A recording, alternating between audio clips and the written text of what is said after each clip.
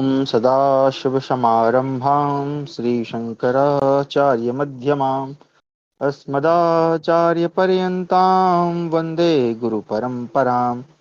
ध्येयं सदा परिभवग्नमभीष्टदोहम् तीर्थास्पदं शिवविरञ्चिनुतं शरण्यं विद्यार्थिहं प्रणतपालभवाब्धिपोतम् वन्दे महापुरुष ते चरणारविन्दम्।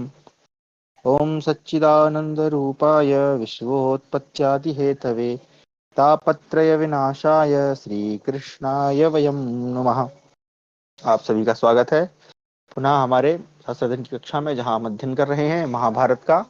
इसके जो पूर्व की कक्षा थी, हमने उसमें अध्ययन किया कि किस प्रकार जो पांडव और कौरव हैं अब वो हस्तिनापुर में रहने लगे हैं। ऋषि जो हैं पांडवों को राजा पांडु की मृत्यु के पश्चात हस्तिनापुर छोड़ देते हैं और वहां पर वो आपस, क्योंकि उनकी बाल्यावस्था ही है, तो वहां पर वो रहते हैं और साथ में खेलते हैं।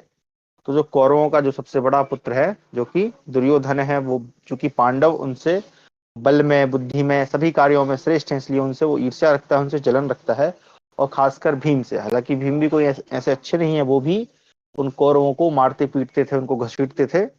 तो एक दिन जो है, जो दुर्योधन है, वो अपने भाइयों के साथ मिलकर बाहर घूमने का प्लान बनाते हैं। एक नदी के तट पर वो जाते हैं, वहां सब व्यवस्थाएं करवाकर वहां पर वो खेलते हैं, कूदते हैं। और उसके बाद, क्योंकि ईर्षा वो रखता था, इसलिए जो दुर्योधन है वो भीम को भोजन में विष मिलाकर उसको जो है नदी में फिकवा देता है। परंतु भीम जो है वो बच जाता है और नाग लोग पहुंचकर वहां से नागों के डसने से उसका जहर उतर जाता है। और फिर वहां जाकर वो नागों के, चूंकि नाग उनके जो है नाग जो है उनके मतलब एक ऐसे कहना चाहिए रिश्तेदार ही थे। ठीक है, वो मुझे आ नहीं रहा है कि वो मतलब नानी के नानी ऐसे कुछ था।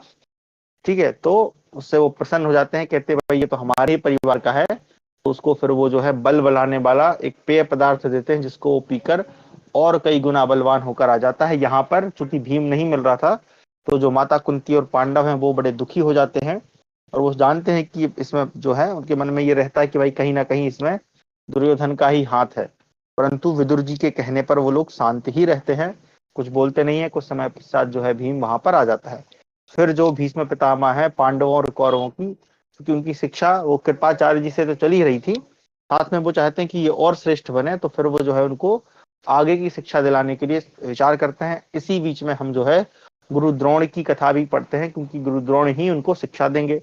तो गुरु द्रोण का जन्म किस प्रकार हुआ, कि वो किस प्रकार एक ऋषि के माध्यम से उन्होंने अपना जो वीर्य है वो एक द्रोण में, एक कुंड में रख दिया था, जिससे वो उत्पन्न हुए थे, इसलिए उनका नाम द्रोण हुआ।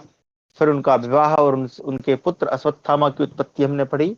और किस प्रकार फिर उन्होंने अंत में हमने देखा कि वो परशुराम जी के पास जाकर अस्त्र शस्त्र की विद्या सीखते हैं। यहाँ तक हमारी कक्षा हुई थी। अब इसके आगे हम आज पढ़ेंगे, चलिए।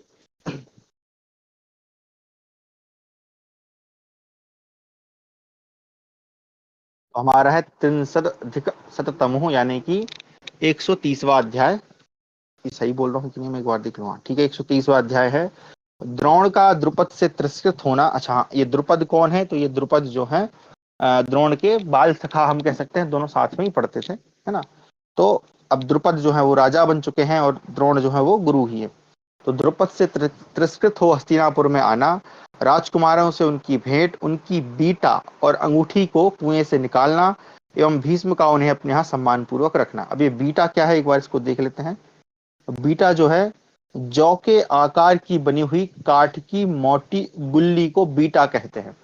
तो गुल्ली डंडा हम जैसे जानते हैं, हमारे गुल्ली, आपने अगर गुल्ली डंडा खेले हो तो वो लकड़ी का जो एक लंबा सा जैसे जौ होती है, उसी प्रकार का, बीच में मोटा, बगल बगल से वो किनारे से पतला होता है, और उससे फिर हम लोग खेलते हैं, तो उसको बीटा यहाँ पे कहा गया। चलिए, वैशंपायन उवाच ततो द्रुपदमासाद्यं भारद्वाजः प्रतापवान् अब्रवीत् पार्थिवं राजन् सखायं विद्धि मामिह इत्येव मुक्तः सख्या सा प्रीतिपूर्वं जनेश्वरा भरद्वाजेन पाञ्चालो नामृष्यत वचोश्चतत् सक्रोधामर्ष जिह्मभ्रूकसायी कृतलोचनः ऐश्वर्यमद संपन्नो द्रोणं राजानब्रवीदम् वैशंपायन जी कहते हैं, जन्मेजय, प्रतापी द्रोण राजा द्रुपद के यहाँ जाकर उनसे इस प्रकार बोले, राजन, तुम्हें ज्ञात होना चाहिए कि मैं तुम्हारा मित्र द्रोण यहाँ तुमसे मिलने के लिए आया हूँ। मित्र द्रोण के द्वारा इस प्रकार प्रेम प्रेम पूर्वक कहे जाने पर पांचाल देश के नरेश द्रुपद उनकी इस बात को सह न सके। क्रोध और अमर्ष से उनकी भौहें टेढ़ी टेढ़ी हो गईं और आंखों में लाली छा गई। धन और ऐश्वर्य के मद से उन्मत्त होकर वे राजा द्रोण से यूं बोले। द्रुपद ने कहा, ब्राह्मण, तुम्हारी बुद्धि सर्वथा संस्कार शून्य अपरिपक्व है। तुम्हारी यह बुद्धि यथार्थ नहीं है, तभी तो तुम धृष्टता पूर्वक मुझसे कह रहे हो कि राजन, मैं तुम्हारा सखा हूँ। ओ मूढ़, बड़े बड़े राजाओं की तुम्हारे जैसे श्रीहीन और निर्धन मनुष्यों के साथ कभी मित्रता नहीं होती। समय के अनुसार मनुष्य ज्यों ज्यों बूढ़ा होता है, त्यों त्यों ही उसकी मैत्री भी क्षीण होती चली जाती है। पहले तुम्हारे साथ जो मेरी मित्रता थी, वह सामर्थ्य को लेकर थी। उस समय मैं और तुम दोनों समान शक्तिशाली थे। लोक में किसी भी मनुष्य के हृदय में मैत्री अमिट होकर नहीं रहती। समय एक मित्र को दूसरे से विलग कर देता है, अथवा क्रोध मनुष्य को मित्रता से हटा देता है। ये तो सत्य बात है। इस प्रकार क्षीण होने वाली मैत्री का भरोसा न करो। हम दोनों एक दूसरे के मित्र थे, इस भाव को हृदय से निकाल दो। द्विजश्रेष्ठ, तुम्हारे साथ पहले जो मेरी मित्रता थी, वह साथ साथ खेलने और अध्ययन करने आदि स्वार्थ को लेकर हुई थी। सच्ची बात यह है कि दरिद्र मनुष्य धनवान का, मूर्ख विद्वान का और कायर सूरवीर का सखा नहीं हो सकता। अतः पहले की मित्रता का क्या भरोसा करते हो? जिसका धन समान है, जिनकी विद्या एक सी है, उन्हीं में विवाह और मैत्री का संबंध हो सकता है। हृष्ट पुष्ट और दुर्बल में, यानी धनवान और निर्धन में कभी मित्रता नहीं हो सकती। जो श्रोत्रिय नहीं वह श्रोत जो श्रोत्रिय नहीं वह श्रोत्रिय यानी वेद वेदता का मित्र नहीं हो सकता। जो रथी नहीं है वह रथी का सखा नहीं हो सकता। इसी प्रकार जो राजा नहीं है वह किसी राजा का मित्र कदापि नहीं हो सकता। फिर तुम पुरानी मित्रता का क्यों स्मरण करते हो? वैशंपायन जी कहते हैं, जन्मेजय, राजा द्रुपद के यूं कहने पर प्रतापी द्रोण क्रोध से जल उठे और 2 घड़ी तक गहरी चिंता में डूबे रहे। वे बुद्धिमान तो थे ही, पांचाल नरेश से बदला लेने के विषय में मन ही मन कुछ निश्चय करके कौरवों की राजधानी हस्तिनापुर नगर में चले गए। हस्तिनापुर में पहुंचकर द्विश्रेष्ठ द्रोण गौतम गोत्रीय कृपाचार्य के घर में गुप्त रूप से निवास करने लगे। वहां उनके पुत्र शक्तिशाली अश्वत्थामा कृपाचार्य के बाद पांडवों को स्वयं ही अस्त्र विद्या की शिक्षा देने लगे, किंतु लोग उन्हें पहचान न सके। इस प्रकार द्रोण ने अपने आप को छिपाए रखकर कुछ काल तक निवास किया। तदनंतर एक दिन कौरव पांडव सभी कुमार हस्तिनापुर से बाहर निकलकर बड़ी प्रसन्नता के साथ मिलकर वहां गुल्ली डंडा खेलने लगे। उस समय खेल में लगे हुए उन कुमारों की वह बीटा कुएं में गिर गई। यहाँ पे बीटा शब्द, चलिए। तब वे उस बीटा को निकालने के लिए बड़ी तत्परता के साथ प्रयत्न में लग गए, परंतु उन्हें प्राप्त करने का कोई भी उपाय उनके ध्यान में नहीं आया। इस इस कारण लज्जा से नतमस्तक होकर वे एक दूसरे की ओर देखने लगे। गुल्ली निकालने का कोई उपाय न मिलने के कारण वे अत्यंत उत्कंठित हो गए। एक मिनट जरा मैं इसको पढ़ूं। ततो न्योमन्वयच्छन्तो व्रीडयावत न वत तानना तस्यायोगम अविंद। ठीक है।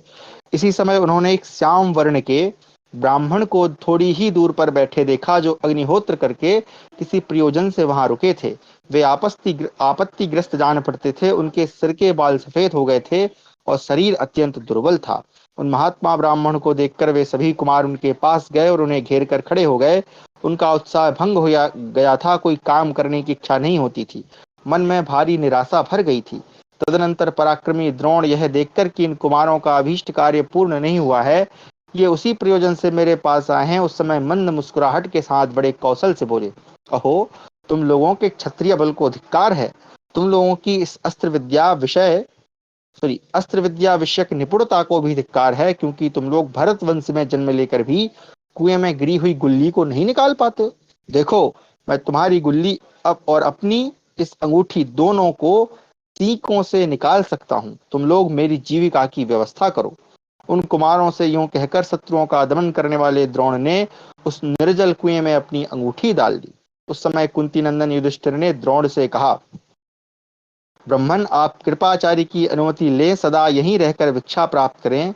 उनके यूं कहने पर द्रोण ने हंसकर उन भरतवंशी राजकुमारों से कहा, ये मुट्ठी भर सीके हैं। ऐसा मुष्टि ऋषि का नाम, हाँ ठीक है, जिन्हें मैंने अस्त्र जिन्हें मैंने अस्त्र मंत्र के द्वारा अभिमंत्रित किया है। तुम लोग इसका बल देखो जो दूसरे में नहीं है। मैं पहले एक सीख से उस गुल्ली को बींध दूंगा, फिर दूसरी सीख से उस पहली सीख को बींधूंगा। इसी समय दूसरी को तीसरी से बीनते हुए अनेक सीखों का संयोग होने पर मुझे गुल्ली मिल जाएगी। तो आप कल्पना करो कितने तेजस्वी वो धनुर्धर होंगे कि जल में पड़ी हुई है वो, और वो एक तीर महा मतलब जो सीख होती है, लकड़ी हम कह सकते हैं, घास एक कह सकते हैं, तो उसको भी रखकर वो धनुष पे चला सकते हैं। और उसको भी ऐसे चलाएंगे कि एक को मारेंगे जिससे वो उछलेगी, फिर दूसरे को मारेंगे तो और उछलेगी, फिर उछल उछल के वो ऐसे करके आएगी बाहर। ठीक है, कल्पना करिए कितना मस्त वो सीन होगा। इसी प्रकार हाँ ठीक है, वैशंपायन जी कहते हैं जन्मेजय, तदनंतर द्रोण ने जैसा कहा था वह सब कुछ अनायास ही कर दिया। अनायास मतलब बिना ही प्रयास के, कोई ज्यादा मेहनत के ही उन्होंने कर दिया। यह अद्भुत कार्य देखकर उन कुमारों के नेत्र आश्चर्य से खिल उठे। इसे इसे अत्यंत आश्चर्य मानकर वे इस प्रकार बोले। कुमारों ने कहा ब्रह्मर से, अब आप शीघ्र ही इस अंगूठी को भी निकाल दीजिए। तो चलिए, गुल्ली थोड़ी बड़ी होती है साइज में, अंगूठी तो कितनी ही छोटी होती है। वैशंपायन जी कहते हैं तब महायशस्वी द्रोण ने धनुष बाण लेकर उस बाण से उस अंगूठी को बींध दिया और उसे ऊपर निकाल दिया। शक्तिशाली द्रोण ने इस प्रकार कुएं से बाण सहित अंगूठी निकालकर उन आश्चर्यचकित कुमारों के हाथ में दे दी, किंतु वे स्वयं तनिक भी विस्मित नहीं हुए। उस अंगूठी को कुएं से निकाली हुई देखकर उन कुमारों ने द्रोण से कहा, ब्रह्मन, हम आपको प्रणाम करते हैं। यह अद्भुत अस्त्र कौशल दूसरे किसी में नहीं। आप कौन हैं, किसके पुत्र हैं, हम सब जानना चाहते हैं। बताइए, हम लोग आपकी क्या सेवा करें। जन्मेजय, कुमारों के इस प्रकार पूछने पर द्रोण ने उनसे कहा, तुम सब लोग भीष्म के पास जाकर मेरे रूप और गुणों का परिचय दो। तो ये महातेजस्वी भीष्म ही मुझे इस समय पहचान सकते हैं। वैशंपायन जी कहते हैं बहुत अच्छा। कहकर वे कुमार भीष्म जी के पास गए और ब्राह्मण की सच्ची बातों तथा उसके इस अद्भुत पराक्रम को भी उन्होंने भीष्म जी से कह सुनाया। कुमारों की बात सुनकर भीष्म जी समझ गए कि वे आचार्य द्रोण हैं। फिर यह सोचकर कि द्रोणाचार्य ही इन कुमारों के उपयुक्त गुरु हो सकते हैं, भीष्म जी स्वयं ही आकर उन्हें सत्कार पूर्वक घर ले गए। वहां शस्त्रधारियों में श्रेष्ठ भीष्म ने बड़ी बुद्धिमत्ता के साथ द्रोणाचार्य से उनके आगमन का कारण पूछा, और द्रोण ने वह सब कारण इस प्रकार निवेदन किया। द्रोणाचार्य ने कहा, अपनी प्रतिज्ञा से कभी च्युत न होने वाले भीष्म जी, पहले की बात है, मैं अस्त्र शस्त्रों की शिक्षा तथा धनुर्वेद का ज्ञान प्राप्त करने के लिए महर्षि अग्निवेश के समीप गया था। वहां मैं विनीत हृदय से ब्रह्मचर्य का पालन करते हुए सिर पर जटा धारण किए बहुत वर्षों तक रहा। गुरु की सेवा में निरंतर संलग्न रहकर मैंने दीर्घकाल तक उनके आश्रम में निवास किया। उन दिनों पांचाल राजकुमार महाबली यज्ञसेन द्रुपद भी, जो बड़े शक्तिशाली थे, धनुर्वेद की शिक्षा पाने के लिए उन्हीं गुरुदेव अग्निवेश के समीप रहते थे। वे उस गुरुकुल में बड़े ही वे उस गुरुकुल में मेरे बड़े ही उपकारी और प्रिय मित्र थे। प्रभु, उनके साथ मिलजुल कर मैंने बहुत दिनों तक आश्रम में रहा। बचपन से ही हम दोनों का अध्ययन साथ साथ चलता था। द्रुपद वहां मेरे घनिष्ठ मित्र थे। वे सदा मुझसे प्रिय वचन बोलते और मेरा प्रिय कार्य करते थे। भीष्म जी, एक दिन वे मुझसे प्रसन्नता बढ़ाने वाली यह बात बोले, द्रोण, मैं अपने महात्मा पिता का अत्यंत प्रिय पुत्र हूँ। तात, जब पांचाल नरेश मुझे राज्य पर अभिषिक्त करेंगे, उस समय मेरा राज्य तुम्हारे उपभोग में आएगा। सखे, मैं सत्य की सौगंध खाकर कहता हूँ, मेरे भोग वैभव और सुख सब तुम्हारे अधीन होंगे। यूं कहकर वे अस्त्र विद्या में निपुण हो मुझसे सम्मानित होकर अपने देश को लौट गए। उनकी उस समय कही हुई इस बात को मैंने अपने मन में सदा याद रखता था। कुछ दिनों बाद पितरों की प्रेरणा से मैंने पुत्र प्राप्ति के लोभ से परम बुद्धिमती, महान व्रत का पालन करने वाली, अग्निहोत्र सत्र तथा श्रम दम के पालन में मेरे साथ सदा संलग्न रहने वाली शरद्वान की पुत्री यशस्विनी कृपि, जिसके केस बहुत बड़े नहीं थे, विवाह किया। उस गौतमी कृपि ने मुझसे मेरे औरस पुत्र अश्वत्थामा को प्राप्त किया, जो सूर्य के समान तेजस्वी तथा भयंकर पराक्रम एवं पुरुषार्थ करने वाला है। उस पुत्र से मुझे उतनी ही प्रसन्नता हुई जितनी मुझसे मेरे पिता भरद्वाज को हुई थी। अच्छा, ये भरद्वाज के पुत्र थे। एक दिन की बात है, गौधन के धनी ऋषि कुमार गाय का दूध पी रहे थे।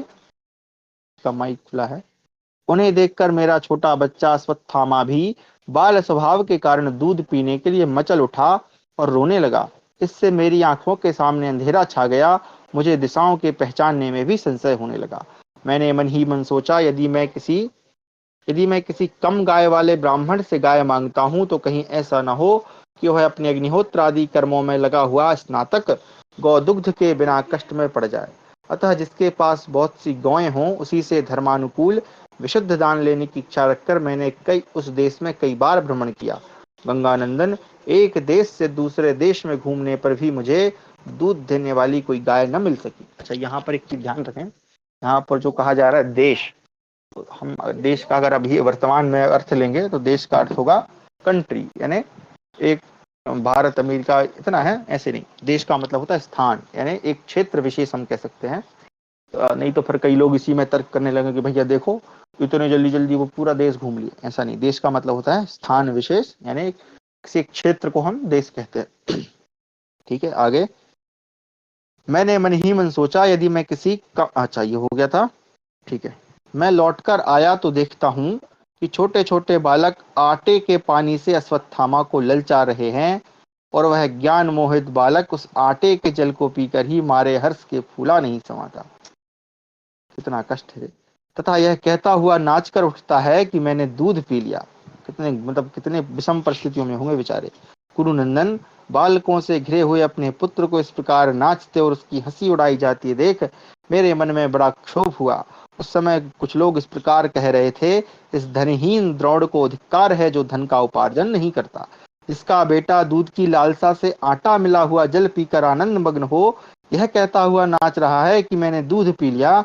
इस प्रकार की बातें करने वाले लोगों की आवाज मेरे कानों में पड़ी तो मेरी बुद्धि स्थिर न रह सकी। मैं स्वयं ही अपने आप की निंदा करता हुआ मन ही मन इस प्रकार सोचने लगा, मुझे दरिद्र जानकर पहले से ही ब्राह्मणों ने मेरा साथ छोड़ दिया। मैं धनाभाव के कारण निंदित होकर उपवास भले ही कर लूंगा, परंतु धन के लोभ से दूसरों की सेवा, जो अत्यंत पापपूर्ण कर्म है, कदापि नहीं कर सकता। इनके भी अपने कुछ सिद्धांत थे भाई। ठीक है। भीष्म जी, ऐसा निश्चय करके मैं अपने प्रिय पुत्र और पत्नी को साथ लेकर पहले के स्नेह और अनुराग के कारण राजा द्रुपद के यहाँ गया। मैंने सुन रखा था कि द्रुपद का राज्याभिषेक हो चुका है, अतः मैं मन ही मन अपने को कृतार्थ मानने लगा और बड़ी प्रसन्नता के साथ राज्य सिंहासन पर बैठे हुए अपने प्रिय सखा के समीप गया। उस समय मुझे द्रुपद की मैत्री और उनकी कही हुई पूर्वोक्त बातों का बारंबार स्मरण हो आता था। तदनंतर अपने पहले सखा द्रुपद के पास पहुंचकर मैंने कहा, नरश्रेष्ठ, मुझ अपने मित्र को पहचानो तो सही। प्रभो, मैं द्रुपद के पास पहुंचने पर उनसे मित्र की ही भांति मिला, परंतु द्रुपद ने मुझे नीच मनुष्य के समान समझकर उपहास करते हुए इस प्रकार कहा, ब्राह्मण, तुम्हारी बुद्धि अत्यंत असंगत एवं अशुद्ध है। तभी तो तुम मुझसे यह कहने की धृष्टता कर रहे हो कि राजन, मैं तुम्हारा सखा हूँ। समय के अनुसार मनुष्य ज्यों ज्यों बूढ़ा होता है त्यों त्यों उसकी मैत्री भी क्षीण होती चली जाती है। पहले तुम्हारे साथ जो मेरी मित्रता थी वह सामर्थ्य को लेकर थी। उस समय हम दोनों की शक्ति समान थी, किंतु अब वैसी नहीं है। जो श्रोत्रिय है वह श्रोत्रिय, यानी श्रोत्रिय का मतलब वेद वेदता। जो रथी नहीं है वह रथी का सखा नहीं हो सकता। सब बातों में समानता होने से ही मित्रता होती है, विषमता होने पर मैत्री का होना असंभव है। फिर लोक में कभी किसी की मैत्री अजर अमर नहीं होती। समय एक मित्र को दूसरे से विलग कर देता है अथवा क्रोध मनुष्य को मित्रता से हटा देता है। इसी प्रकार क्षीण होने वाली मैत्री की उपासना यानी भरोसा न करो। हम दोनों एक दूसरे के मित्र थे, इस भाव को हृदय से निकाल दो। द्विजश्रेष्ठ, तुम्हारे साथ पहले जो मेरी मित्रता थी वह साथ साथ खेलने और अध्ययन करने आदि के स्वार्थ को लेकर हुई थी। सच्ची बात यह है कि दरिद्र मनुष्य धनवान का, मूर्ख विद्वान का और कायर सूरवीर का सखा नहीं हो सकता। अतः पहले की मित्रता का क्या भरोसा करते हो मंद मते। बड़े बड़े राजाओं की तुम्हारे जैसे श्रीहीन और निर्धन मनुष्यों के साथ कभी मित्रता नहीं हो सकती। जो श्रोत्रिय है वह श्रोत्रिय का, अच्छा ये बार बार क्यों आ रहा है भाई किसी लोग, जो रथी नहीं है वह रथी का, तथा जो राजा नहीं है वह राजा का मित्र नहीं हो सकता। फिर तुम मुझे जीर्ण शीर्ण मित्रता का स्मरण जीर्ण शीर्ण मित्रता का स्मरण क्यों दिलाते हो। मैंने अपने राज्य के लिए तुमसे कोई प्रतिज्ञा की थी, इसका मुझे कुछ भी स्मरण नहीं है। तो ये साला अपनी बात से पलट गया, क्षमा करें। मैंने अपशब्द का प्रयोग किया, लेकिन थोड़ा सा क्रोध आ गया था। ब्रह्मन, तुम्हारी इच्छा हो तो मैं तुम्हें एक रात के लिए अच्छी तरह भोजन दे सकता हूँ। राजा द्रुपद के यूं कहने पर मैंने पत्नी और पुत्र के साथ वहां से चल दिया। चलते समय मैंने एक प्रतिज्ञा की थी जिसे शीघ्र पूर्ण करूंगा। द्रुपद के द्वारा जो इस प्रकार तिरस्कार पूर्ण वचन मेरे प्रति कहा गया है, उसके कारण मैं क्षोभ से अत्यंत व्याकुल हो रहा हूँ। भीष्म जी, मैं गुणवान शिष्यों के द्वारा अपने अभीष्ट की सिद्धि चाहता हुआ आपके मनोरथ को पूर्ण करने के लिए पांचाल देश से कुरु राज्य के भीतर इस रमणीय हस्तिनापुर नगर में आया हूँ। बताइए, मैं आपका कौन सा प्रिय कार्य करूं? वह सम्पायन जी कहते हैं, द्रोणाचार्य के यूं कहने पर भीष्म ने उनसे कहा। भीष्म बोले, विप्रवर, अब आप अपने धनुष की डोरी उतार दीजिए और यहाँ रहकर राजकुमारों को धनुर्वेद एवं अस्त्र शस्त्रों की अच्छी शिक्षा दीजिए। कौरवों के घर में सदा सम्मानित रहकर अत्यंत प्रसन्नता के साथ मनोवांछित भोगों का उपभोग कीजिए। कौरवों के पास जो धन, राज्य, वैभव तथा राष्ट्र है, उसके आप ही सबसे बड़े राजा हैं। समस्त कौरव आपके अधीन हैं। ब्रह्मन, आपने जो मांग की है उसे पूर्ण हुई समझिए। ब्रह्मर से आप आए, यह हमारे लिए बड़े सौभाग्य की बात है। आपने यहाँ पधार कर मुझ पर महान अनुग्रह किया है।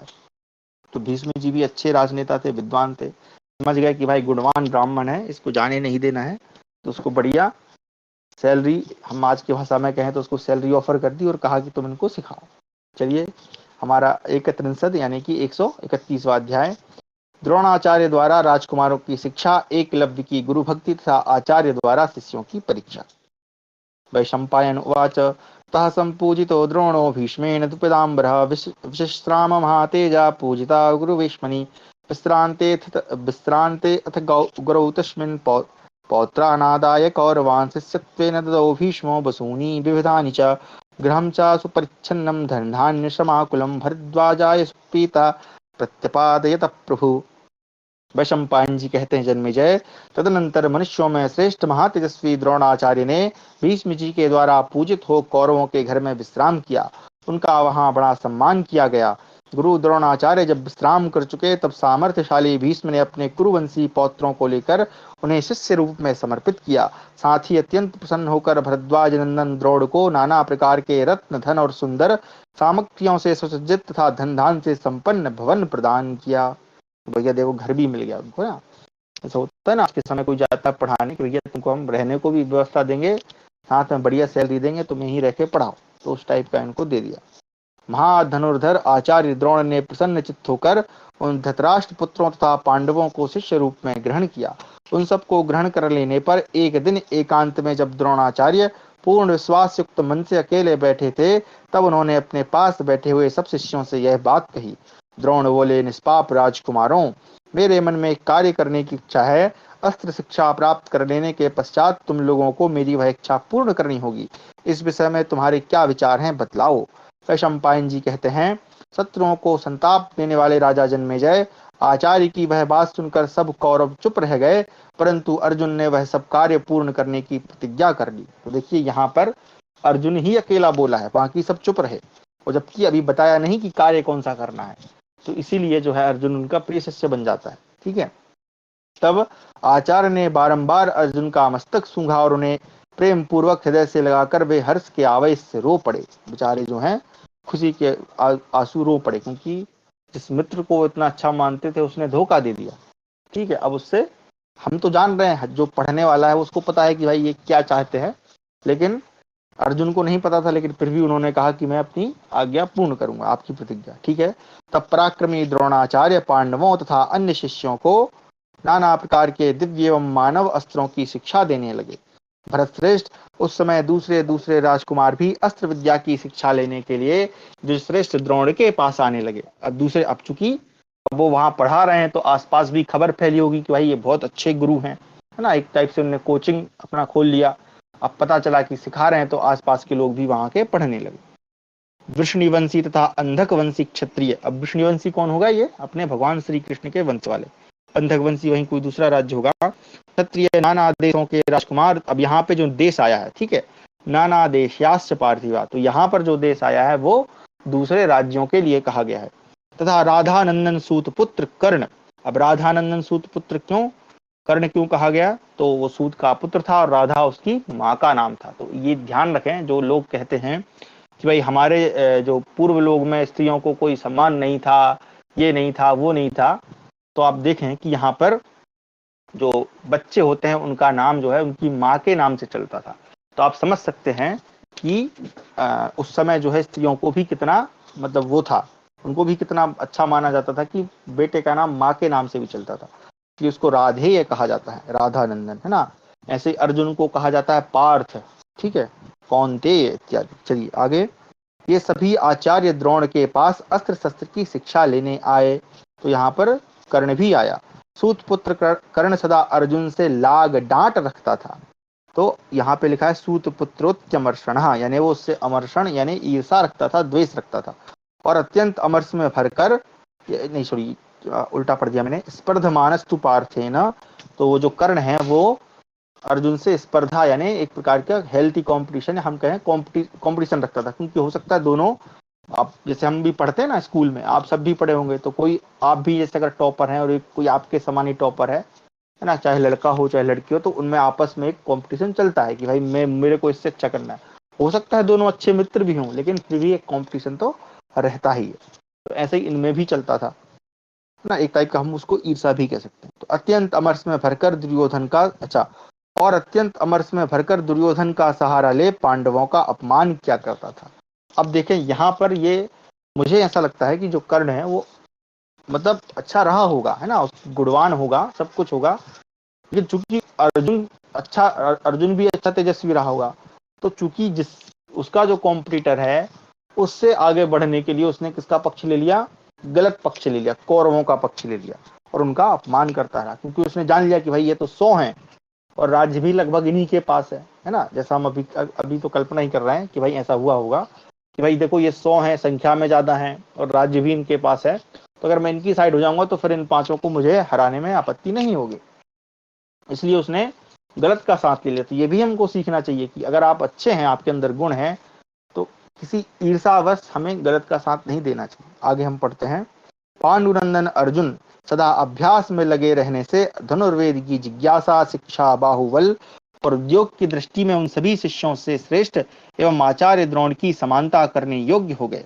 उनका अस्त्र विद्या में बड़ा अनुराग था, इसलिए वे तुल्य अस्त्रों के प्रयोग, फुर्ती और सफाई में भी सबसे बढ़ चढ़कर निकले। आचार्य द्रोण उपदेश ग्रहण करने में अर्जुन को अनुपम प्रतिभाशाली मानते थे। इस प्रकार आचार्य सब कुमारों को अस्त्र विद्या की शिक्षा देते रहे। वे अन्य सब शिष्यों को तो पानी लाने के लिए कमंडलू देते थे, जिससे उन्हें लौटने में कुछ विलंब हो जाए, परंतु अपने पुत्र अश्वत्थामा को बड़े मुंह का घड़ा देते थे, जिससे उसके लौटने में विलंब न हो। अतः अश्वत्थामा सबसे पहले पानी भरकर उनके पास लौट आता था। है, चलो, जब तक दूसरे शिष्य लौट नहीं आते तब तक वे अपने पुत्र अश्वत्थामा को अस्त्र संचालन की कोई उत्तम विधि बतलाते थे। अर्जुन ने उनके इस कार्य को जान लिया। अच्छा, मतलब यहाँ पे थोड़ा सा गड़बड़ ये भी कर रहे हैं। खैर भाई उनका पुत्र है तो इतना तो बनता है, तो उनको छोटे छोटे कमंडू दे दिए और उनको कहा कि भैया जाओ, ये फलाना पात्र है, इसको पूरा भरो, है ना, ऐसा कुछ रहा होगा व्यवस्था। तो बेचारे लाते होंगे नदी से, तो जब तक वो पात्र नहीं भरता होगा पर्टिकुलर, या कोई ऐसा कार्य जिसमें उनको ज्यादा टाइम लगे और उसको कम टाइम लगे, तो ये पहले आके कोई विशेष शिक्षा सीखता होगा। तो ये अर्जुन ने देख लिया। चलो आगे पढ़ते हैं। अतः वे वारुणास्त्र से तुरंत ही अपना कमंडलू भरकर आचार्य पुत्र के साथ ही गुरु के समीप आ जाते थे। इसलिए आचार्य पुत्र से किसी भी गुण की वृद्धि में वे अलग या पीछे न रहे। यही कारण था कि मेधावी अर्जुन अश्वत्थामा से किसी बात में कम न रहे। व्यस्त्रवेत्ताओं में सबसे श्रेष्ठ थे अर्जुन। अपने गुरुदेव की सेवा पूजा के लिए भी उत्तम यत्न करते थे। अस्त्रों के अभ्यास में भी उनकी अच्छी लगन थी, इसलिए वे द्रोणाचार्य के बड़े प्रिय शिष्य हो गए। अर्जुन को धनुष्वाण के अभ्यास में निरंतर लगा हुआ देख द्रोणाचार्य ने रसोइयों को एकांत में बुलाकर कहा, तुम अर्जुन को कभी अंधेरे में भोजन न परोसना और मेरी यह बात भी अर्जुन से कभी न कहना। अरे ये क्या बात है भाई। चलो, तदनंतर एक दिन जब अर्जुन भोजन कर रहे थे, बड़े जोर से हवा चलने लगी, उससे वहां का जलता हुआ दीपक बुझ गया। उस समय भी कुंती नंदन अर्जुन भोजन ही करते रहे। उन तेजस्वी अर्जुन का हाथ अभ्यास बस अंधेरे में भी मुख से अन्यत्र नहीं जाता था। उसे अभ्यास का ही चमत्कार मानकर महाबाहु पांडुनंदन अर्जुन रात में भी धनुर्विद्या का अभ्यास करने लगे। इसलिए उन्होंने मना किया था कि भाई तुम जो है अंधेरे में उसको परोसना मत, ठीक है। क्यों, मतलब यहाँ पे ऐसा नहीं है कि वो खा, देखिए खाने को तो हम भी खा लेते हैं अंधकार में, है ना, हम तो कोई बड़े धनुर्धर नहीं है। यहाँ पर इसको ऐसे समझना है कि अंधेरा होने पर भी, ठीक है, अंधेरा हो गया फिर भी वो सिखाता रहा, मतलब उसका अभ्यास इतना अच्छा था कि वो और उससे उसको एक मतलब वो मिल गई, क्या मिल गया, मार्ग मिल गया कि जब मैं रात में अंधेरे में भोजन कर सकता हूँ तो रात में अंधेरे में धनुर्विद्या भी सीख सकता हूँ। तो वो और अभ्यास करने लगा, क्योंकि द्रोणाचार्य को ये पता था कि भाई इसका बहुत अनुराग है। किसी किसी छात्र का होता है ना कि भाई मुझे तो पढ़ना ही है ना, चाहे कुछ हो जाए, कैसी भी परिस्थिति हो, उसको दुनिया जमाने से मतलब नहीं रहता। घर में शादी विवाह हो, रिश्तेदार हो, कोई खेल रहा हो कूद रहा हो, उसको नहीं, उसको तो पढ़ने से मतलब है। जिसका जैसा हो जाता है मन वैसा वो करता रहता है, जैसे अर्जुन था, तो इसलिए वो रात में भी करने लगा। भारत, उसके धनुष की प्रत्यंचा का टंकार द्रोण ने सोते समय सुना। तब भी उठकर उनके पास गए और उसे हृदय से लगा और उन्हें हृदय से लगाकर बोले, अर्जुन, मैं ऐसा करने का प्रयत्न करूंगा जिससे संसार में दूसरा कोई धनुर्धर तुम्हारे समान न हो। मैं तुमसे सच्ची बात कहता हूँ। वैशंपायन जी कहते हैं, राजन, तदनंतर द्रोणाचार्य अर्जुन को पुनः घोड़ों, हाथियों, रथों तथा भूमि पर रहकर युद्ध करने की शिक्षा देने लगे। उन्होंने कौरवों को गदा युद्ध, खड्ग चलाने तथा तोमर, प्रास और शक्तियों के प्रयोग की कला एवं एक ही साथ अनेक शस्त्रों के प्रयोग तथा अकेले ही अनेक शस्त्रों से युद्ध करने की शिक्षा दी। तो जिसको जैसा अस्त्र पसंद आता उसको वैसे, कोई गदा जिसको चलाना पसंद है वो गदा सीख रहा है ना, किसी को खड्ग चलाना है वो खड्ग चलाना सीख रहा है। इस प्रकार से द्रोणाचार्य का हुआ अस्त्र कौशल सुनकर सहस्त्रों राजा और राजकुमार धनुर्वेद की शिक्षा लेने के लिए वहां एकत्रित हो गए। महाराज, तदनंतर निषाद राज हिरण्य धनु का पुत्र एकलव्य द्रौड़ के पास आया। अब ये जो सबसे है विवादित प्रसंग है, इसको खैर पढ़ते हैं, इसका एक्सप्लेनेशन जो है वो आगे मिलेगा। ठीक है, अगर कोई इसमें से प्रश्न आता है और हमारी कक्षा अगर अभी तो क्या समय है, अगर समाप्त हो भी जाए तो भी आपको थोड़ा धैर्य रखना है। परंतु उसे निषाद पुत्र समझकर धर्मज्ञ आचार्य ने धनुर्विद्या विषयक शिष्य नहीं बनाया। कौरवों की ओर दृष्टि रखकर ही उन्होंने ऐसा किया। अब यहाँ पे देखें, श्लोक को जरा पढ़ लेते हैं, क्योंकि यही श्लोक जो है वो एक प्रकार से एक्सप्लेनेशन भी है कि उन्होंने मना क्यों किया। ठीक है, तो नशतम प्रतिजग्राह नैषादरिति चिंतयन शिष्यम धनुषि धर्मज्ञस्तेषां मेवान अन्वेक्षया। तो इन लोगों को देखकर, इन लोगों को किनको, कौरवों और पांडवों, इनको पढ़ा रहे हैं, इनको देखकर उन्होंने निषाद पुत्र समझकर उसको शिक्षा नहीं दी। ठीक है, यहाँ पर कहीं ये नहीं लिखा कि वो सूद पुत्र था, नीच जाति का था इसलिए शिक्षा नहीं दी। निषाद जो है एक विशेष जाति होती है जो कि युद्ध में निपुण होते हैं, हमने रामायण में भी देखा था, है ना, तो वो जंगलों में निवास करते हैं। खैर उसमें भी जो निषाद हैं वो राम जी के मित्र होते हैं, और वहां पर भी वो कहते हैं। चलिए आगे, शत्रुओं को संताप देने वाले एकलव्य ने द्रोणाचार्य के चरणों में मस्तक रखकर प्रणाम किया और वन में लौटकर उनकी मिट्टी की मूर्ति बनाई तथा उसी में आचार्य की परमोच्च भावना रखकर उसने धनुर्विद्या का अभ्यास प्रारंभ किया। वह बड़े नियम के साथ रहता था। अब देखें, यहाँ पर एकलव्य की ये अच्छाई है कि यहाँ पर उसने विरोध नहीं किया, ठीक है, कि भाई तुम मेरे को क्यों नहीं पढ़ा रहे हो, फलाना ढिमकाना, बल्कि उसकी क्योंकि सीखने की लगन थी, है ना, तो उसने कहा मैं मिट्टी की मूर्ति बना लूंगा और उसमें ही भावना के साथ अभ्यास करूंगा। तो ये उसकी अच्छाई थी एकलव्य की। आचार्य में उत्तम श्रद्धा रखकर उत्तम और भारी अभ्यास के बल से उसने बाणों को छोड़ने, लौटाने और संधान करने में बड़ी अच्छी फुर्ती प्राप्त कर ली। तो लौटाने में मतलब एक जगह चलाया, लौट के कहीं वापस आ गया, ऐसा भी कोई कला होती है। आगे, शत्रुओं का दमन करने वाले जन्मेजय, तदनंतर एक दिन समस्त कौरव और पांडव आचार्य द्रोण की अनुमति से रथों पर बैठकर, अब यहाँ ब्रैकेट में लिखा है हिंसक पशुओं का, तो यहाँ पर अगर हम ब्रैकेट हटा दें तो सीधा लिखा है मृगया मरिमर्दनो। ठीक है, मृगयाम अरिमर्दनो, अरिमर्दन मतलब शत्रुओं का वध करने के या शत्रुओं का शिकार करने के लिए। तो यहाँ पर जो अरि शब्द आया है वो शिकार के लिए उन्होंने ले लिया, हिंसक पशुओं को शिकार खेलने के लिए निकले। इस कार्य के लिए आवश्यक सामग्री लेकर कोई मनुष्य स्वेच्छानुसार अकेला ही उन पांडवों के पीछे पीछे चला। उसने साथ में एक कुत्ता भी ले रखा था। वे सब अपना अपना काम पूरा करने की इच्छा से वन में इधर उधर विचर रहे थे। उनका वह मूढ़ कुत्ता वन में घूमता घामता निषाद पुत्र एकलव्य के पास जा पहुंचा। एकलव्य के शरीर का रंग काला था, उसके अंगों में मैल जम गया था और उसने काला मृगचर्म एवं जटा धारण कर रखी थी। निषाद पुत्र को इस रूप में देखकर वह कुत्ता भौं भौं करते करके भूंकता हुआ उसके पास खड़ा हो गया था। यह देख भील ने अपने अस्त्र लाघव का परिचय देते हुए उस भूखने वाले कुत्ते के मुंह में मानो एक साथ ही 7 बाण मारे। अस्त्र लाघव यानी यहाँ पर अस्त्र की, लाघव का मतलब था सूक्ष्म, है ना, उसकी जो सूक्ष्मता, बारीकी हम कहेंगे, किसी काम में कहते हैं ना बारीकी, है ना, मतलब वो उसमें बहुत श्रेष्ठ है, वो काम कितने बारीकी से करता है। तो उसने अपने बाणों को चलाया, उसका मुंह बाणों से भर गया और वह उसी अवस्था में पांडवों के पास आया। उसे देखकर पांडव वीर बड़े विस्मय में पड़े। अब आप कल्पना करें कितना अच्छा उसका अभ्यास रहा होगा। अब देखो, यहाँ पर एक विचार करने वाली बात है कि भाई उसको किसी ने बताया नहीं, किसको, एकलव्य को, ठीक है, कि तुमने ऐसे धनुष चलाना है, ये करना है, वो करना है, लेकिन उसने केवल मिट्टी की मूर्ति बना के अभ्यास कर लिया। अब यहाँ पर एक विचार मेरे मन में उठता है कि भाई ऐसा, अब बिल्कुल अगर कोई जीरो पे रहा होगा तो इतना करना संभव नहीं है, उसको कुछ ना कुछ तो आता था, क्योंकि वो निषाद का पुत्र था, तो जो कि युद्ध में रहते हैं तो उसने कुछ ना कुछ तो सीखा होगा। हाँ, विशेष शिक्षा उसने यहाँ आकर अभ्यास से, अकेले वन में रहकर उसने जब बार बार अभ्यास किया होगा तो वो इस प्रकार से धनुष बाण चलाना सीख गया। तो अब आप कल्पना करो कि किस प्रकार उसने कुत्ते के मुंह में बाण मारा होगा कि उस कुत्ते को लगा भी नहीं और कुत्ते का मुंह भी बंद हो गया। आज के समय में तो आप कोई सी भी मशीन बना लेना, इस तरह का काम करना संभव नहीं। ये फोटो में अच्छा चित्र बनाया गया है। खैर आगे पढ़ते हैं। वह हाथ की पूर्ति और शब्द के अनुसार लक्ष्य भेदने की उत्तम शक्ति देखकर उस समय सब राजकुमार उस कुत्ते की ओर दृष्टि डालकर लज्जित हो गए और सब प्रकार से बाण मारने वाले की प्रशंसा करने लगे। राजन, तत्पश्चात पांडवों ने उस वनवासी वीर की वन में खोज करते हुए उसे निरंतर बाण चलाते हुए देखा। उस समय उसका रूप बदल गया था, पांडव उसे पहचान न सके, अतः पूछने लगे, तुम कौन हो, किसके पुत्र हो। तो जब ये पहले आया होगा गुरु द्रोण के पास तो संभव है कि इन्होंने भी देखा होगा उसको, लेकिन चूंकि अब इतना समय हो गया है और उसका रूप भी बदल गया, मतलब भाई एक बार जो अभ्यास में लग जाता है, धुन में लग जाता है, उसको फिर अपने रूप की स्वरूप की चिंता नहीं रहती है, वो जैसा है चल रहा है चलने दो, है ना। तो उसको पहचान ना सके तो उन्होंने पूछा। अब यहाँ पर ध्यान से सुनिएगा।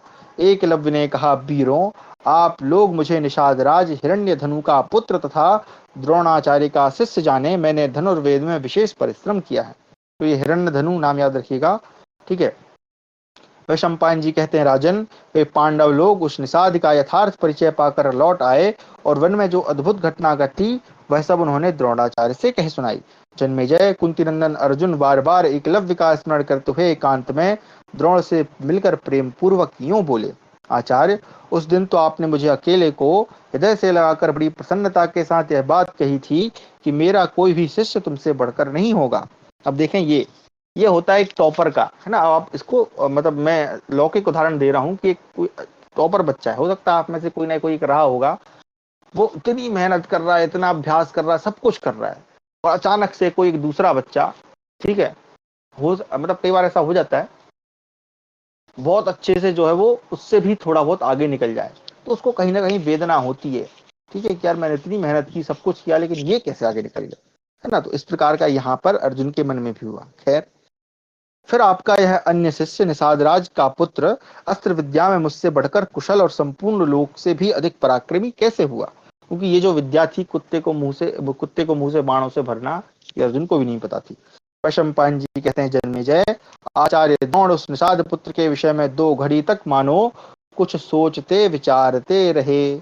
फिर कुछ निश्चय करके वे सव्यसाची अर्जुन को साथ ले उनके पास गए। अब आप देखें, यहाँ पर मैं इस पर जोर इसलिए दे रहा हूँ कि मुहूर्तम विवतम द्रोणम चिंतयित्वा विनिश्चयम, उन्होंने कुछ सोच विचार कर निश्चय किया। ये सोच विचार ही मतलब जो गुरु द्रोण है उनके पक्ष में जाता है कि उन्होंने सब चीजों के बारे में सोचा, और कंडीशन क्या है वो आगे हमको पता चली। वहां पहुंचकर उन्होंने एकलव्य को देखा, जो हाथ में धनुष ले निरंतर बाणों की वर्षा कर रहा था। उसके शरीर पर मैल जम गया था, उसने सिर पर जटा धारण कर रखी थी और वस्त्र के स्थान पर चिथड़े लपेट रखे थे।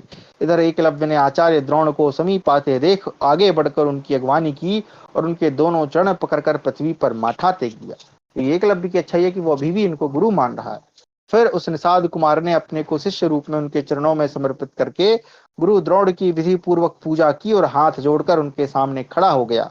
राजन, तब द्रोणाचार्य ने एकलव्य से यह बात कही, वीर, यदि तुम मेरे शिष्य हो तो मुझे गुरु दक्षिणा दो। यह सुनकर एकलव्य बहुत प्रसन्न हुआ और इस प्रकार बोला। एकलव्य ने कहा, भगवान, मैं आपको क्या दूं, स्वयं गुरुदेव ही मुझे इसके लिए आज्ञा दें। ब्रह्मवेत्ताओं में श्रेष्ठ आचार्य, मेरे पास कोई ऐसी वस्तु नहीं जो गुरु के लिए अदेय हो। वैशंपायन जी कहते हैं, तब द्रोणाचार्य ने कहा, तुम मुझे दाहिने हाथ का अंगूठा दे दो। ठीक है। द्रोणाचार्य का है दारुण वचन सुनकर सदा सत्य पर अटल रहने वाले एकलव्य ने अपनी प्रतिज्ञा की रक्षा करते हुए पहले की ही भांति प्रसन्न मुख उदार चित्त रहकर बिना कुछ सोच विचार किए अपना दाहिना अंगूठा काटकर द्रोणाचार्य को दे दिया। तो आज के शिष्यों से अगर मांग लें तो वो पता चला गुरु की गर्दन काट दें। तो ये सेवा मतलब गुरु भक्त तो था, उसने दे दिया। ठीक है। द्रोणाचार्य निषाद नंदन एकलव्य को सत्य प्रतिज्ञा देखकर बहुत प्रसन्न हुए। उन्होंने संकेत से उसे यह बता दिया कि तर्जनी और मध्यमा के संयोग से बाण पकड़कर किस प्रकार धनुष की डोरी खींचनी चाहिए। तो देखिए, आप अब जो धनुष चलाते हैं उनको पता होगा, जो अंगूठा होता है वो एक विशेष रोल अदा करता है धनुष चलाने में। ठीक है। अब चूंकि अर्जुन से उन्होंने पहले ही कह दिया और उन्होंने कुछ सोच विचार किया, वो सोच विचार क्या था वो हमको आगे पता चलेगा। अब जिन्होंने कहीं सुन रखा है उनको पता होगा कि इसका क्या मतलब वो है। ठीक है। क्योंकि और नहीं तो अंगूठा तो मैन होता ही, तो अंगूठा तो उन्होंने कटवा लिया। अब भाई करे तो क्या करे, तो उन्होंने उसको बता दिया कि अंगूठा, बिना अंगूठा के भी तुम केवल तर्जनी और मध्यमा यानी हमारी जो बीच वाली उंगली और उसके रिंग फिंगर जो है उससे भी बाण चला सकते हो। ये उसको संकेत से बता दिया। संकेत से इसलिए बताया क्योंकि जब जो व्यक्ति, जो छात्र बिना किसी गुरु की सहायता से इतना अच्छा वो धनुष चलाने वाला बन बन गया, तो मतलब बुद्धिमान तो है, तो संकेत को ही समझ जाएगा। खैर आगे, धनुष की डोरी खींचनी चाहिए। तब से वह निषाद कुमार अपनी उंगलियों के द्वारा ही बाणों का संधान करने लगा। राजन, उस अवस्था में वह शीघ्रता से बाण नहीं चला पाता था जैसे पहले चलाया करता। तो ऑब्वियस सी बात है कि जो अंगूठा जो मैन था अस्त्र चलाने का, उतना तो नहीं चला पाता होगा लेकिन फिर भी ठीक ठाक चला लेता होगा। आगे, इस घटना से अर्जुन के मन में बड़ी प्रसन्नता हुई, उसकी भारी चिंता दूर हो गई। द्रोणाचार्य का वह कथन भी सत्य हो गया कि अर्जुन को दूसरा कोई पराजित नहीं कर सकता। उस समय द्रोण के दो शिष्य गदा युद्ध में सुयोग्य निकले। अब ये तो अर्जुन तो धनुष में निकल गया। कौन कौन थे? दुर्योधन और भीमसेन। ये दोनों सदा एक दूसरे के प्रति मन में क्रोध यानी स्पर्धा से भरे रहते थे। अश्वत्थामा धनुर्वेद के रहस्यों की जानकारी में सबसे बढ़ चढ़ कर हुआ। तो एक जो रहस्य विद्या होती है ना, कोई विद्या होती है उसके कुछ गूढ़ तत्व होते हैं, उसमें वो एक्सपर्ट था। नकुल और सहदेव दोनों भाई तलवार की मूठ पकड़कर युद्ध करने में अत्यंत कुशल हुए। वे इस कला में अन्य सब पुरुषों से बढ़ चढ़ कर थे। तो नकुल सहदेव भी जो है वो तलवार चलाते थे। युधिष्ठिर रथ पर बैठकर युद्ध करने में श्रेष्ठ थे, परंतु अर्जुन सब प्रकार की युद्ध कलाओं में सबसे बढ़कर थे। वे समुद्र पर्यंत सारी पृथ्वी में रथ यूथपतियों के भी यूथपति के रूप में प्रसिद्ध थे। बुद्धि, मन की एकाग्रता, बल और उत्साह के कारण वे संपूर्ण अस्त्र विद्याओं में प्रवीण हुए। अस्त्रों के अभ्यास था गुरु के प्रति मन में अनुराग सॉरी गुरु के प्रति अनुराग में भी अर्जुन का स्थान सबसे ऊंचा था। यद्यपि सबको समान रूप से अस्त्र विद्या का उपदेश प्राप्त होता था, तो भी पराक्रमी अर्जुन अपनी विशिष्ट प्रतिभा के कारण अकेले ही समस्त कुमारों में अतिरथी हुए। तो ऐसा नहीं था कि सब किसी को अलग अलग देते थे, सबको एक समान दी। लेकिन अर्जुन चूंकि विशेष था इसलिए उसको विशेष मतलब प्रतिभा के कारण वो अतिरथी हो गया। धृतराष्ट्र के पुत्र बड़े दुरात्मा थे। वे भीमसेन को बल में अधिक और अर्जुन को अस्त्र विद्या में प्रवीण देखकर परस्पर सहन नहीं कर पाते थे। जब संपूर्ण धनुर्विद्या तथा अस्त्र संचालन की कला में वे सभी कुमार सुशिक्षित हो गए, तब नरश्रेष्ठ द्रोण ने उन सबको एकत्र करके उनके अस्त्र ज्ञान की परीक्षा लेने का विचार किया। उन्होंने कारीगरों से एक नकली गीध यानी गृध्र जिसको हम कहते हैं, इसको क्या गीध को गीधे बोलेंगे, गिद्ध हम बोल सकते हैं, बनाकर वृक्ष के अग्रभाग पर रखवा दिया। राजकुमारों को इसका पता नहीं था। आचार्य ने उसी गीध को बींधने योग्य लक्ष्य बताया। द्रोण बोले, तुम सब लोग इस गीध को बींधने के लिए, एक मिनट यहाँ पे शब्द गीध का क्यों नहीं दिख रहा है मेरे को? सर्वान् समानीय शस्त्र विद्या शिक्षान द्रोणा प्रहण जिज्ञासु पठस्व कृत्रिमं भाषमारोप्यम वृक्षाग्रे शिल्पी कृतम अभिज्ञात कुमाराणाम लक्ष्यभूतम पात। यहाँ पर देखिए श्लोक में गृध्र शब्द नहीं है, यहाँ पर केवल ये लिखा है एक नकली पक्षी या नकली है ना, पक्षी में लिखा है, भाष लिखा है यहाँ पे गीध किस हिसाब से दिया हो सकता है आगे श्लोक में लिखा हो। चलिए, तो क्योंकि इसकी जो कथा है उसमें हमें कहीं कहीं चिड़िया भी देखने को या सुनने को मिलती है, तो यहाँ पर गृध्र शब्द नहीं लिखा। तो द्रोण बोले, तुम सब लोग इस गीध को बीनने के लिए शीघ्र ही धनुष लेकर उस पर बाण चढ़ाकर खड़े हो जाओ। फिर मेरी आज्ञा मिलने के साथ ही इसका सिर काट गिराओ। अच्छा, सिर काटना है। पुत्रों, मैं एक एक को बारी बारी से इस कार्य में नियुक्त करूंगा, तुम लोग मेरे बताए अनुसार कार्य करो। वैशंपायन जी कहते हैं जन्मेजय, तदनंतर अंगिरा गोत्र वाले ब्राह्मणों में सर्वश्रेष्ठ आचार्य द्रोण ने उन सबसे पहले युधिष्ठिर से कहा, दुर्धर्ष वीर, तुम धनुष पर बाढ़ चढ़ाओ और मेरी आज्ञा मिलते ही उसे छोड़ दो। तब शत्रुओं को संताप देने वाले युधिष्ठिर गुरु की आज्ञा से प्रेरित हो सबसे पहले धनुष लेकर गीध को बींधने के लिए लक्ष्य बनाकर खड़े हो गए। भरतश्रेष्ठ तब धनुष तान कर खड़े हुए कुरुनंदन युधिष्ठिर से 2 घड़ी बाद आचार्य द्रोण ने इस प्रकार कहा, राजकुमार, वृक्ष की शिखा पर बैठे उस गीध को भाषम, यहाँ पे भास शब्द आया है उस पक्षी के लिए। अब भास एक बार देखना पड़ेगा, भास गीध को ही कहा जाता है या नहीं। तो वृक्ष की शिखा पर बैठे हुए इस गीध को देखो। तब युधिष्ठिर ने आचार्य को उत्तर दिया, भगवन, मैं देख रहा हूं। मानो 2 घड़ी और बिताकर द्रोणाचार्य फिर उनसे बोले। द्रोण ने कहा, क्या तुम इस वृक्ष को मुझको अथवा अपने भाइयों को भी देखते हो? यह सुनकर कुंती नंदन युधिष्ठिर उनसे इस प्रकार बोले, हाँ, मैं इस वृक्ष को, आपको, अपने भाइयों तथा गीध को भी बारंबार देख रहा हूँ। उनका उत्तर सुनकर द्रोणाचार्य मन ही मन अप्रसन्न हो गए और उन्हें झिड़कते हुए बोले, हट जाओ यहाँ से, तुम इस लक्ष्य को नहीं बीन सकते। तदनंतर महर्षि आचार्य ने उसी क्रम से दुर्योधन आदि धृतराष्ट्र के पुत्रों को भी उनकी परीक्षा लेने के लिए बुलाया और उन सबसे उपयुक्त बातें कही। उन्होंने भीम आदि अन्य शिष्यों तथा दूसरे देश के राजाओं से भी जो वहां शिक्षा प्राप्त कर रहे थे वैसा ही प्रश्न किया। प्रश्न के उत्तर में सभी ने युधिष्ठिर की भांति ही कहा, हम सब कुछ देख रहे हैं। यह सुनकर आचार्य ने उन सबको झिड़ककर हटा दिया। इस प्रकार से हमारा जो है 131वां अध्याय समाप्त हुआ। 132वां अध्याय अर्जुन के द्वारा लक्ष्य भेद, द्रोण का ग्राह से छुटकारा और अर्जुन को ब्रह्मशिर नामक अस्त्र की प्राप्ति। वैशंपायन उवाच, ततो धनंजयं द्रोणः त्वयेदानीं प्रहर्तव्यम् एतं लक्ष्यं विलोक्यतां मद्वाक्यसमकालं ते मुक्तव्योऽत्र भवेच्छर। तच्चकारमुकं पुत्रो तिष्ठतावन्मुहूर्तकम् एव मुक्तः सव्यसाची मण्डलीकृतकारमुका तस्थौ भाषं समुद्दिश्य गुरुवाक्यः प्रचोदिता। वैशंपायन जी कहते तदनंतर द्रोणाचार्य ने अर्जुन से मुस्कुराते हुए कहा, अब तुम्हें इस लक्ष्य का वेध करना है, इसे अच्छी तरह देख लो। मेरी आज्ञा मिलने के साथ ही तुम्हें इस पर बाण छोड़ना होगा। बेटा, धनुष तान कर खड़े हो जाओ और 2 घड़ी तक मेरे आदेश की प्रतीक्षा करो। उनके ऐसा कहने पर अर्जुन ने धनुष को इस प्रकार खींचा कि वह मंडलाकार गोल प्रतीत होने लगा। मतलब इतना जोर से खींचा कि धनुष जैसे पूरा ऐसे झुक गया। फिर वे गुरु की आज्ञा से प्रेरित हो गीध की ओर लक्ष्य करके खड़े हो गए। मानो 2 घड़ी बाद द्रोणाचार्य ने उनसे भी उसी प्रकार प्रश्न किया, अर्जुन, क्या तुम उस वृक्ष पर बैठे हुए गीध को, वृक्ष को और मुझे भी देखते हो? जन्मेजय, यह प्रश्न सुनकर अर्जुन ने द्रोणाचार्य से कहा, मैं केवल गीध को देखता हूँ, वृक्ष तथा आपको नहीं देखता। इस उत्तर से द्रोण का मन प्रसन्न हो गया। मानो 2 घड़ी बाद द्रोणाचार्य ने पांडव महारथी अर्जुन से फिर पूछा, वत्स, यदि तुम इस गीध को देखते हो तो बताओ उसके अंग कैसे हैं? अर्जुन बोले, मैं गीध का मस्तक भर देख रहा हूँ, उसके संपूर्ण शरीर को नहीं। अर्जुन के यों कहने पर द्रोणाचार्य के शरीर में हर्षातिरेक रोमांच होया और वे अर्जुन से बोले, चलाओ बाण। अर्जुन ने बिना सोचे विचारे बाण छोड़ दिया।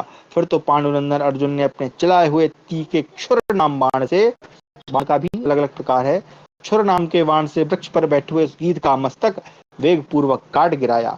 इस कार्य में सफलता प्राप्त होने पर आचार्य ने अर्जुन को हृदय से लगा लिया और उन्हें यह विश्वास हो गया कि राजा द्रुपद युद्ध में अर्जुन द्वारा अपने भाई बंधुओं सहित अवश्य पराजित हो जाएंगे। ये बात उनके मन में खटक रही थी कि द्रुपद ने मेरा अपमान किया, तभी इतनी कठिन खतरनाक परीक्षा ली। भरतश्रेष्ठ, तदनंतर किसी समय आंगिरस वंशियों में उत्तम आचार्य द्रोण ने अपने शिष्यों के साथ गंगा जी में स्नान करने के लिए गए। वहां जल में गोता लगाते समय काल से प्रेरित हो एक बलवान जल जंतु ग्राह ने द्रोणाचार्य की पिंडली पकड़ ली। फिर वे अपने को छुड़ाने में समर्थ होते हुए समर्थ थे, हड़बड़ाए हुए अपने सभी शिष्यों से बोले, इस ग्राह को मारकर मुझे बचाओ। उनके इस आदेश के साथ ही बीभत्सु शब्द आया है यहाँ पे अर्जुन के लिए, 5 अमोघ तथा तीखे बाणों द्वारा पानी में डूबे हुए उस ग्राह पर प्रहार किया, परंतु दूसरे राजकुमार हक्के बक्के से होकर अपने अपने स्थान पर ही खड़े रह गए। अर्जुन को तत्काल कार्य में तत्पर देख द्रोणाचार्य ने अपने उन सब शिष्यों से बढ़कर माना और उस समय वे उन पर बहुत प्रसन्न हुए। अर्जुन के बाणों से ग्राह के टुकड़े टुकड़े हो गए और वह महात्मा द्रोण की पिंडली छोड़कर भाग गया या मर गया, क्षमा करें, मर गया लिखा है। तो मर गया। तब द्रोणाचार्य ने महारथी महात्मा अर्जुन से कहा, महाबाहो, यह ब्रह्मस्त्र नामक अस्त्र मैं तुम्हें प्रयोग और उपसंहार के साथ बता रहा हूँ। यह सब अस्त्रों से बढ़कर है तथा इसे धारण करना भी अत्यंत कठिन है। तुम इसे ग्रहण करो। तो देखिए गुरुजी ऐसे ही बिना बताए समय समय पे सरप्राइज टेस्ट ले लेते थे, क्योंकि भाई जो जिस विद्या का अधिकारी होता है उसको ही वो शिक्षा देना उचित होता है। कि अगर दुष्ट व्यक्ति को कोई खतरनाक शिक्षा दे दी जाए तो IITN होते हुए भी, इंजीनियर होते हुए भी वो व्यक्ति बम्बई फोड़ता है। इसलिए शिक्षा जो है सुपात्र को देनी चाहिए।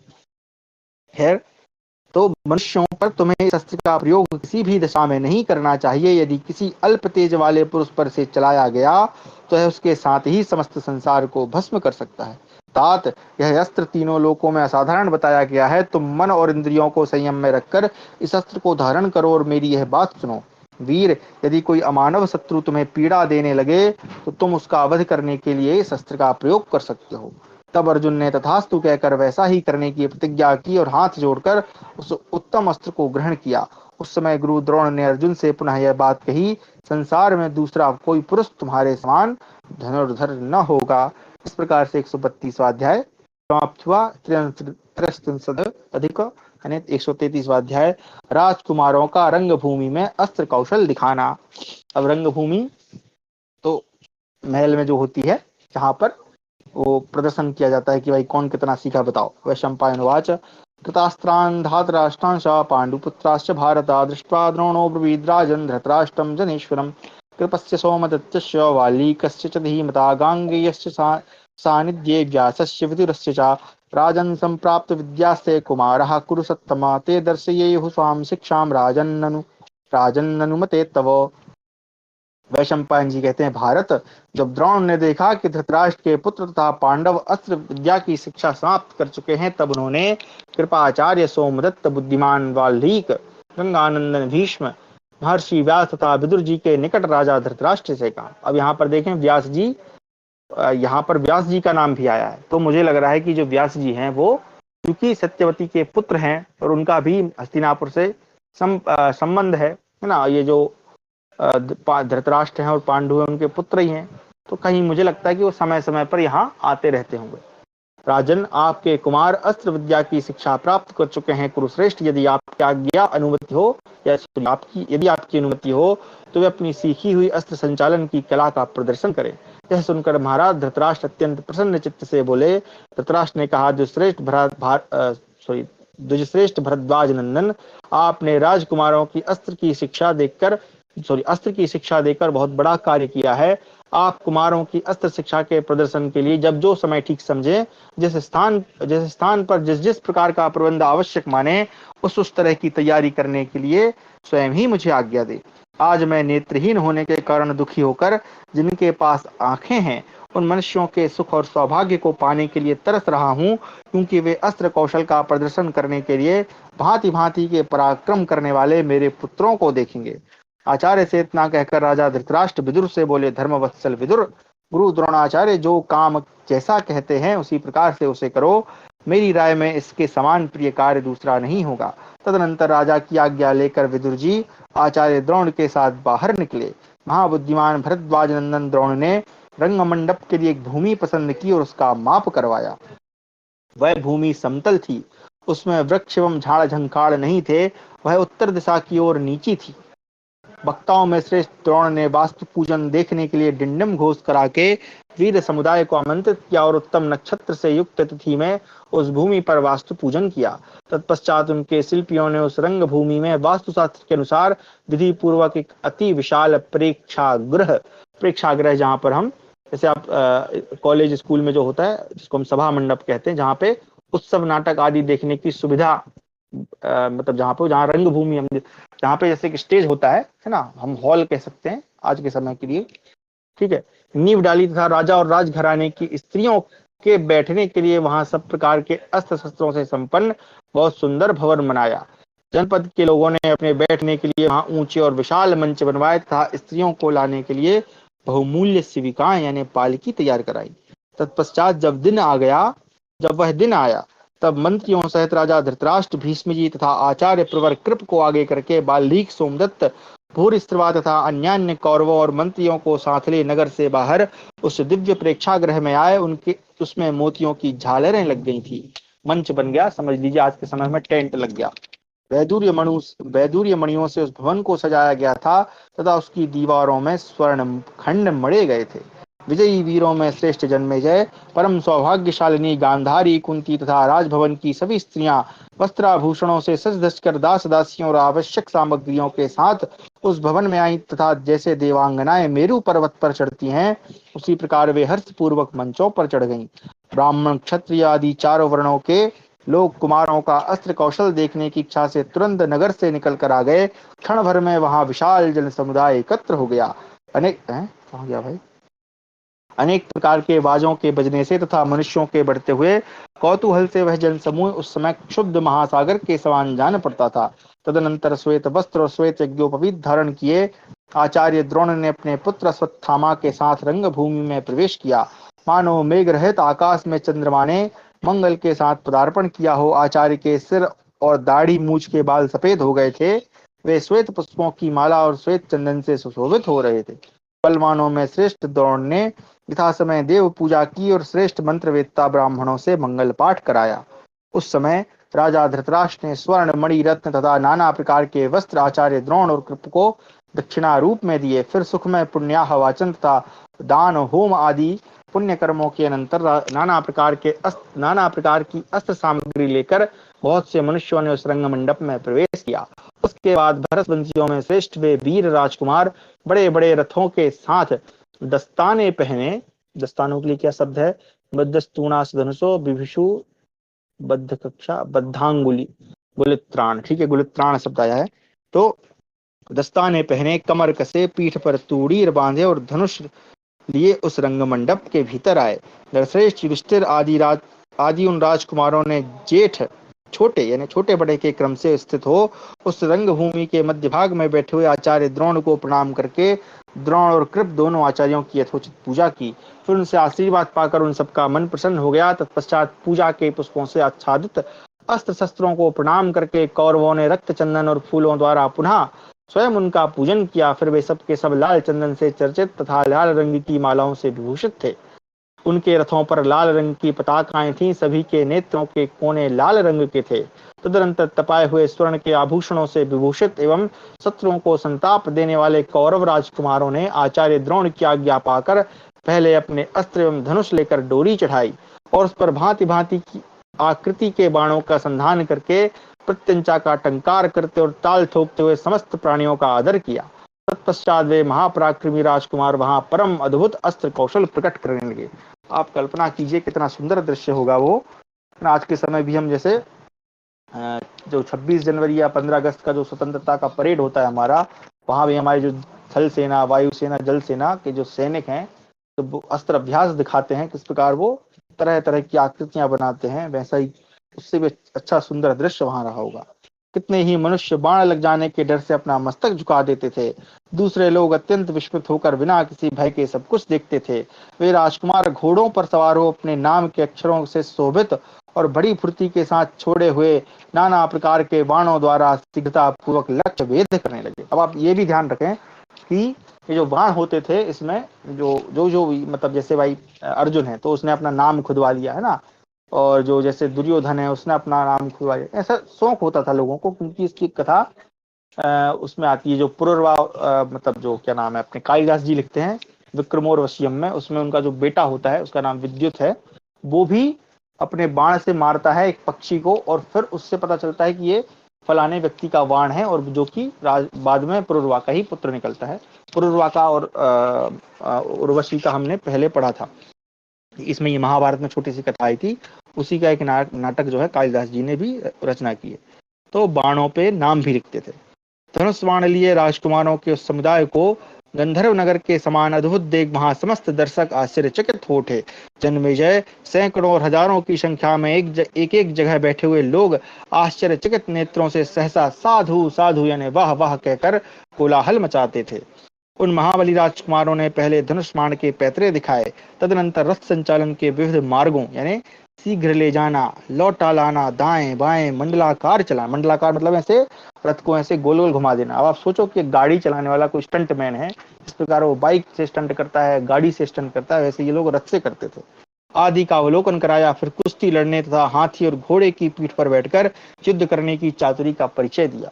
इसके बाद वे ढाल और तलवार लेकर एक दूसरे पर प्रहार करते हुए खड्ग चलाने के शास्त्रोक्त मार्ग यानी ऊपर नीचे और अगल बगल घुमाने की कला का प्रदर्शन करने लगे।